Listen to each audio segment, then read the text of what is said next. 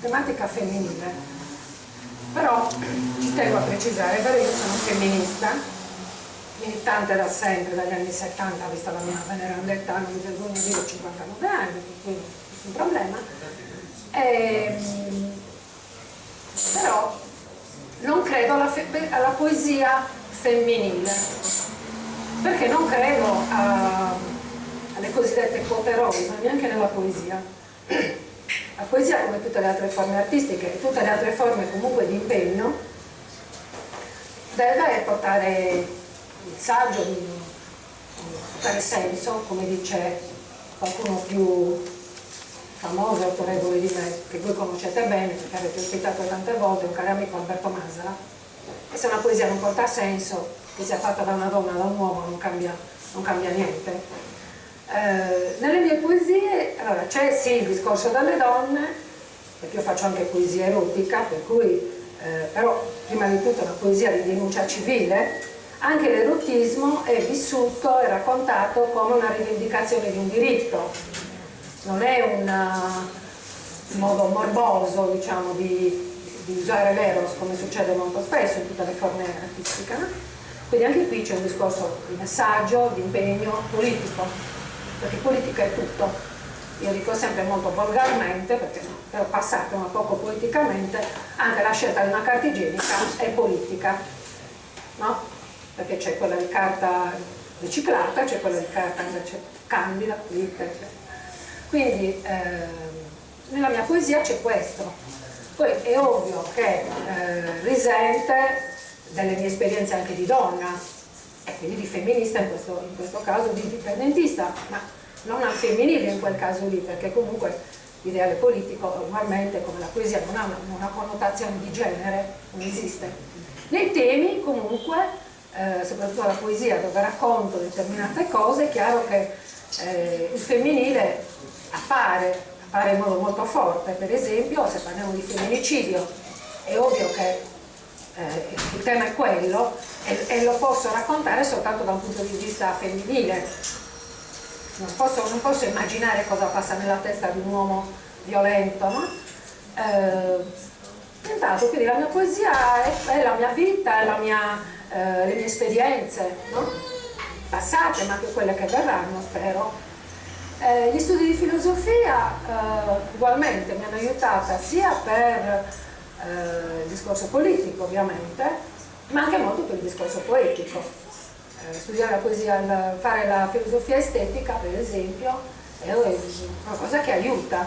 Quindi ci sono tante cose che concorrono a costruire questa mia personalità poetica, così come tutte le esperienze che facciamo comunque concorrono a.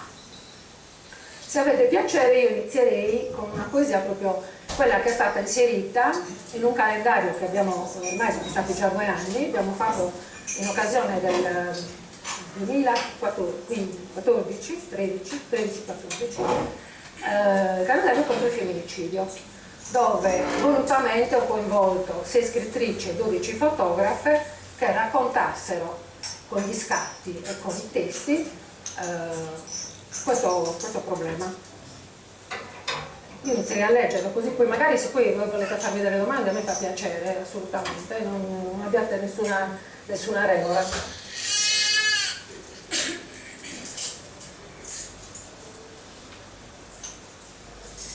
Come non ho programmato nulla, quindi adesso devo cercare, abbiate un attimo di pazienza.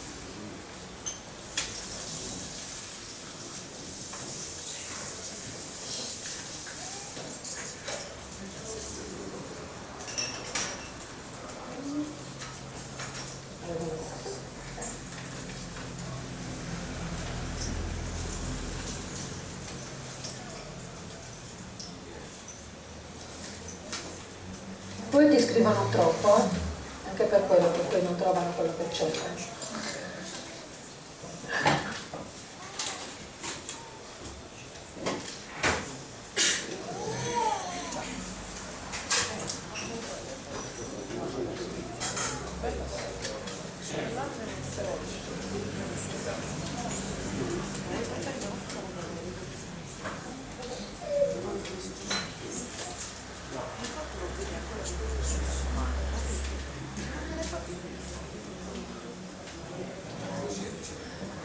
L'ho persa. Vabbè, cioè, purtroppo, eccola qua. Si intitola Bobotti, ovviamente voi sapete che è Bobotti, no? L'uomo nero, quello che ci fa paura. Da una radio accesa, lontana, arrivano le note. Muta, senza respiro, non più pugni sul viso, urlati al posto di parole che pur facendo male uccidono solo il cuore.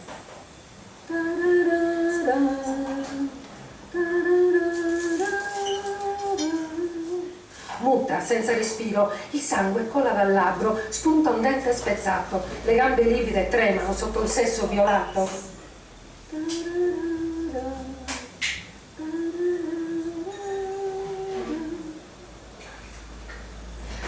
Per anni l'ho guardato con occhi ciechi, con gli occhi di chi guarda un amore malato, malato come i miei occhi. E quando tutto succedeva, bastava coprirli con una mano sudata di paura e poi toglierla, rimetterla, toglierla, rimetterla, toglierla, rimetterla e rimetterla, fino a quando tutto sembrava svanire, come facevo da piccola, quando nel buio scorgevo Bobotti.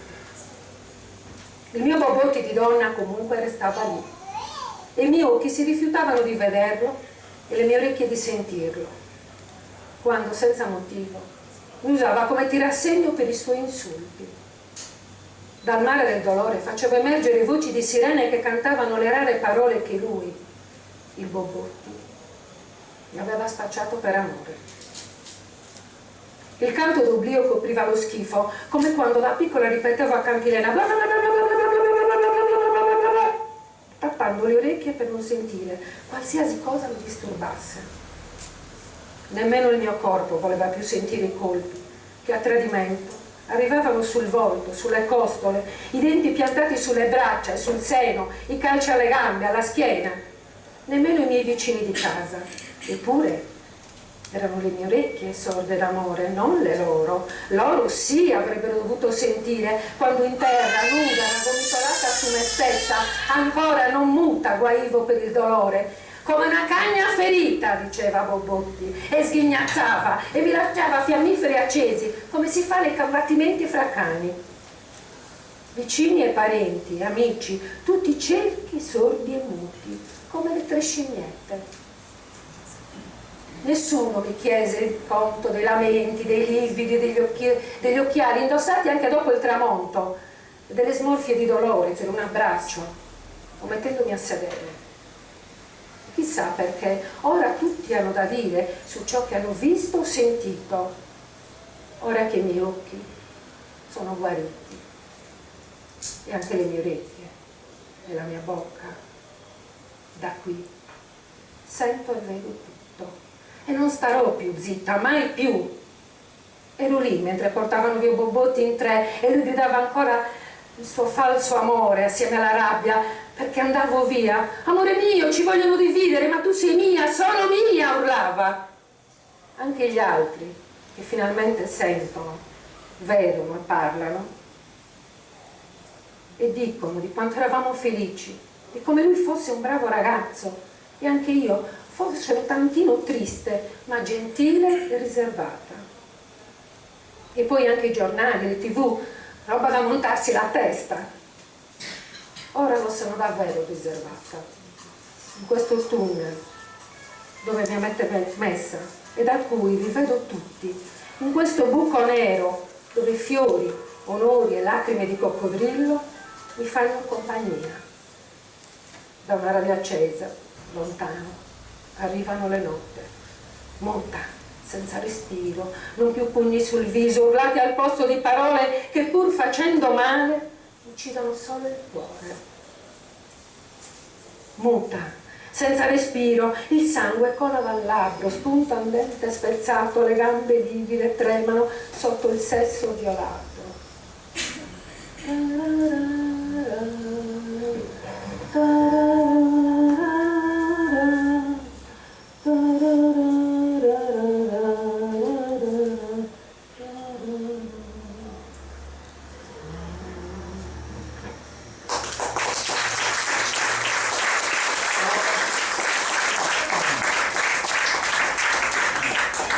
dolore delle donne,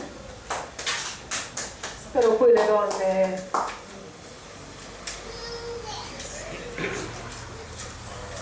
diventano anche madri. E Pasolini ce ne ha parlato nella sua Ballata delle madri. A volte sono madri anche cattive, possiamo dire così, però il caro Pasolini ha dimenticato che i figli sono anche figli dei padri.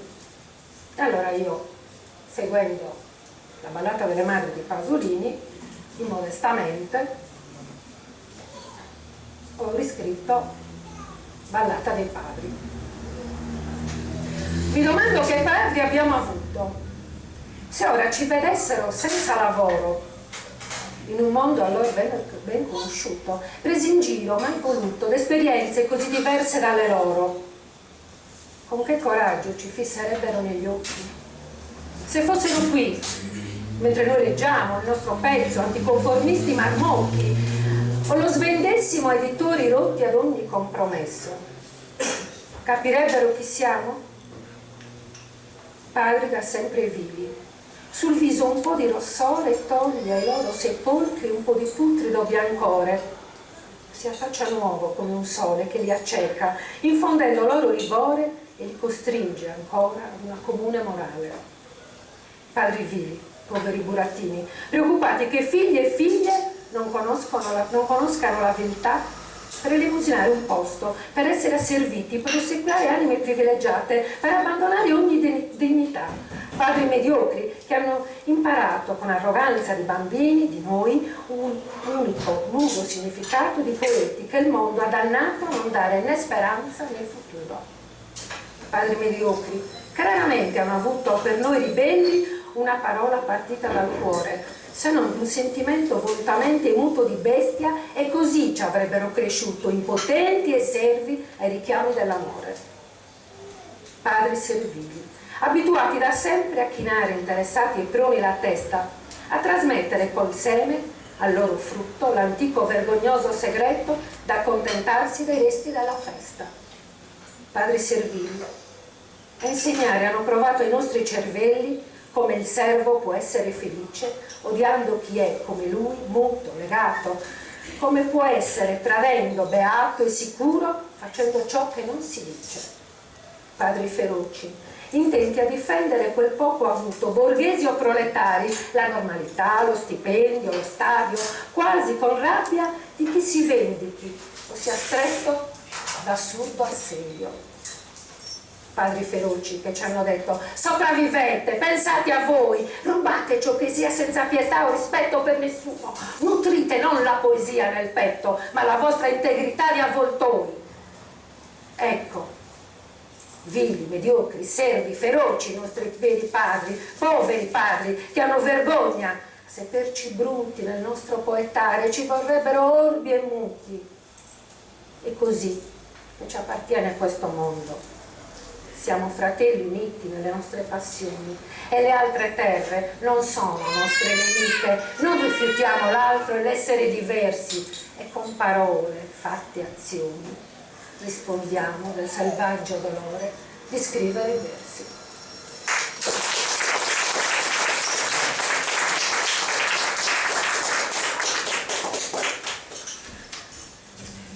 Qualcuno vuole chiedere qualcosa? Nessuno? E allora vi coinvolgo. Ho bisogno di almeno 3 ragazze. Una giornata. A caso. Grazie.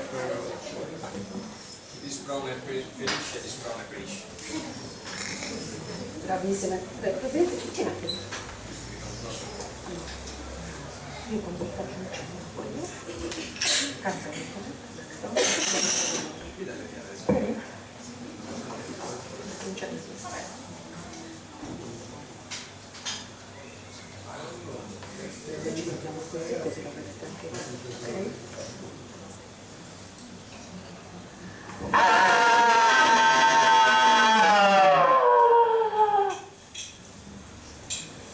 Cantami, poeta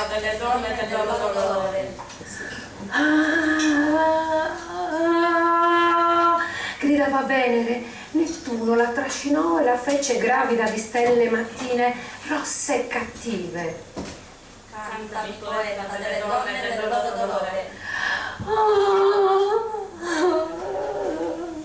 Gridava bimba annonnata, risucchiata con la cannula e sputata di rosso nel secchio dell'ospedale. Cantami poeta delle donne del loro dolore. Gridava Gran Mosto la pulcra, lui le strappava il cuore e lei vomitava veleno sul lutero morto. Cantami poeta delle donne del loro dolore. Gridavano le donne di Itaca che assistevano Penelope nella femminile attesa, il travaglio interiore della fedeltà. Cantami poeta delle donne del loro dolore. E disse il mare e le rispose e la portò via. Cantami poeta delle donne del loro dolore. Lì ritrovò adorne di stelle rosse e cattive bimba non nata, sua mamma, Gran Mosto la pulcra, Penelope e le donne di Itaca, per sempre felici. Cantami poeta delle donne del loro dolore. Invece, zitta, zitta, non piangere, dice Gran Mosto la pulcra alla sua bimba non nata che si stringe al cuore e le imprime il suo cognome sulla natica, stella rossa a 5 punte di passione, che lui possa sapere che è sua figlia. Nettuno, che ora riposa dopo aver violato Venere, che dorme il primo sogno di morte. Cantami poeta delle donne del loro dolore. E voi, donne d'Itaca, zitte, zitte, non svegliate Penelope, mai sappia che Omeo